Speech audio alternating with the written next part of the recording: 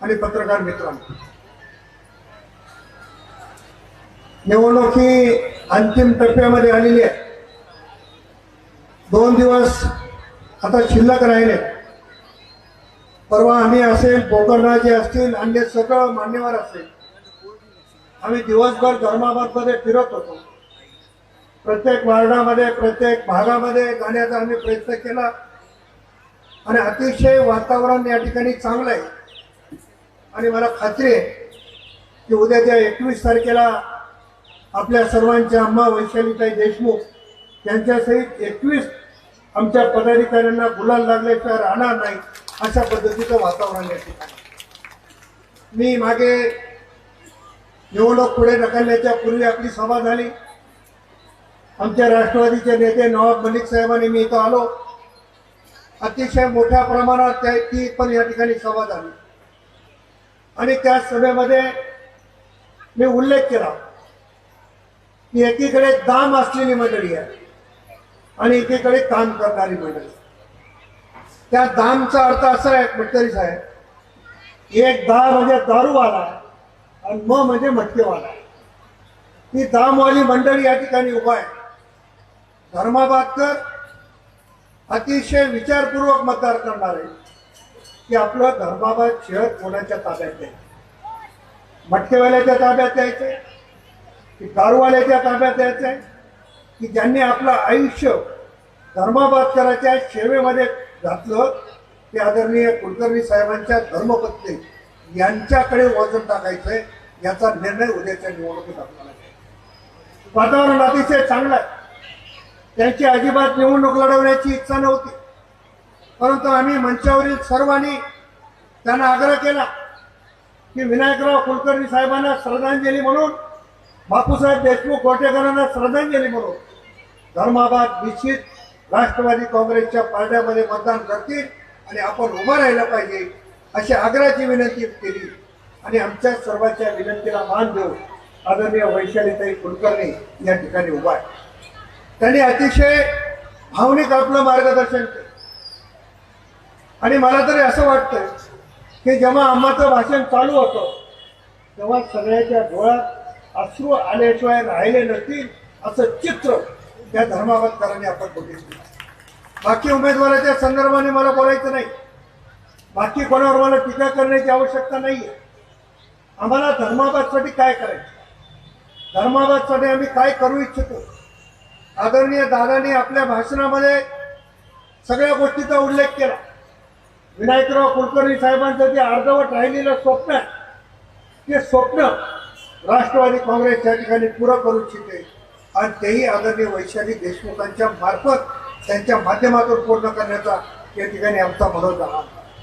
मला याची जाणीव आहे की मी जेव्हा मधल्या काळामध्ये आलो तेव्हा अनेक तरुणांनी, अनेक उद्योजकांनी आम्हाला सांगितलं की धर्माबादमध्ये MIDCची आवश्यकता आहे.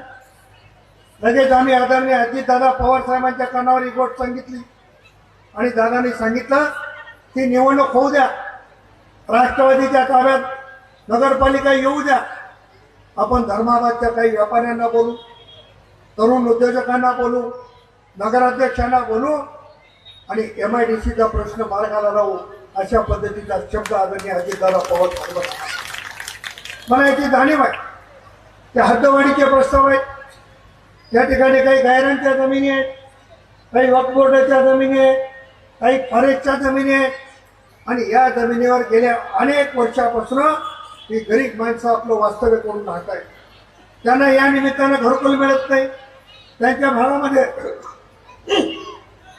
पाण्याची व्यवस्था होत नाही, त्यांच्या भागामध्ये रस्ते होत नाही, कारण अतिक्रमण केलेल्या भागामध्ये ती घरी राहतात म्हणून त्यांना ही सुविधा देता येत नाही, अशा पद्धतीचा उल्लेख काही लोकांनी केला.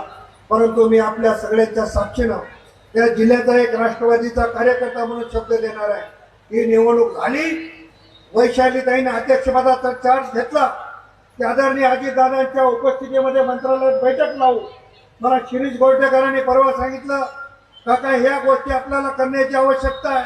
मी शिरीष भाऊ तुम्हाला देखील सांगणार आहे की ही निवडणूक संपल्याच्या नंतर आदरणीय अजितदादाच्या कार्यालयामध्ये त्या पद्धतीची बैठक लावून या लोकांना कायम करण्याच्या संदर्भातली भूमिका मी राष्ट्रवादीचा कार्यकर्ता म्हणून मांडेल आणि ह्या लोकांना त्या जमिनीवर कायम घरं देण्याच्या संदर्भातला प्रश्न आपण करू.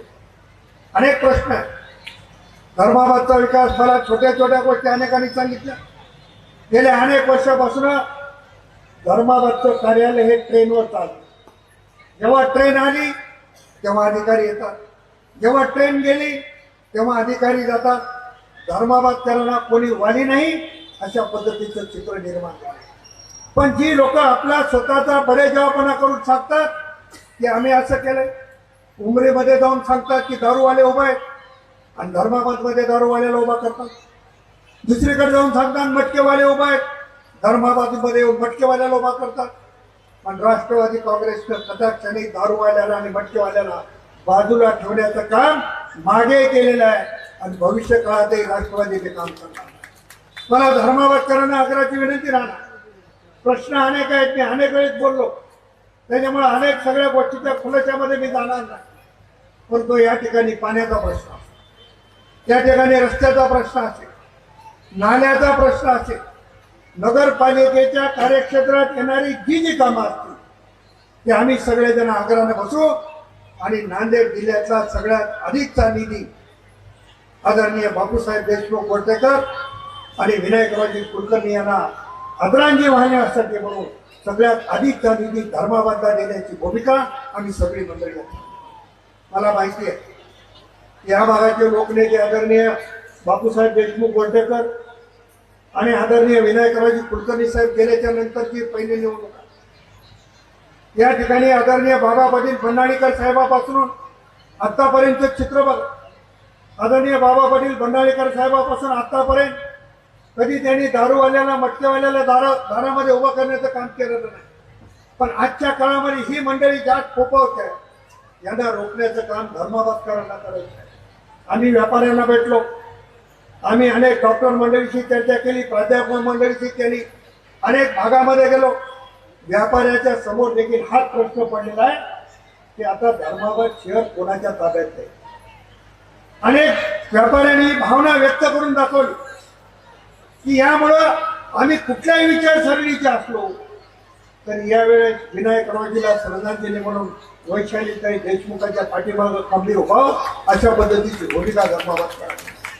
आणि मला खात्री आहे की उद्या होणाऱ्या निवडणुकीत शिरीष भाऊने सांगितलं की धर्माबादमध्ये 21च्या 21 जागा शिरीष भाऊच्या आणि कैलासच्या नेतृत्वामध्ये त्या ठिकाणी जिंकणार. राष्ट्रवादी काँग्रेस उद्याचा निकाल बघा, जिल्ह्याचा नंबर 1चा पक्ष राहणार आहे. कंधार नगरपालिका असेल, लोहा नगरपालिका असेल, देगलूर असेल, भिलोली असेल, शेजारी असलेलं कुंडलवाडी असेल, उमरी असेल, या सगळ्या नगरपालिकेवर राष्ट्रवादीचा झेंडा फडकेल अशा पद्धतीचं चित्र या निमित्ताने निर्माण झालेलं आहे. म्हणून धर्माबादकरांना माझी आग्रहाची विनंती आहे की धर्माबाद नगरपालिका सगळ्यात अधिक मतांनी राष्ट्रवादीच्या ताब्यामध्ये आली पाहिजे आणि ती खात्री देखील मला त्या निमित्तानं खूप मोठी बोलण्यासारखी आहे. परंतु अमोल बिटकरी साहेबांना आपल्याला ऐकायचंय.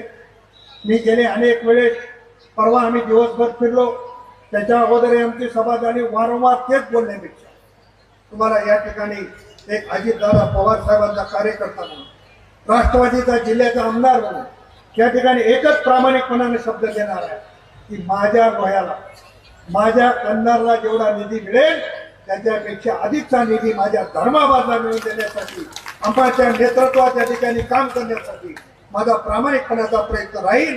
उद्याच्या 20 तारखेला आपण आदरणीय वैशालीताई देशमुख आणि आमचे 21 उमेदवार यांच्या समोरचा घड्याळीचं बटन दाबून राष्ट्रवादी काँग्रेस मजबूत करावी. आदरणीय अजितदादा पवार साहेबांचे, आदरणीय तटकरे साहेबांचे हात बळकट करावे अशा पद्धतीची विनंती करून थांबतो. जय हिंद, जय महाराष्ट्र.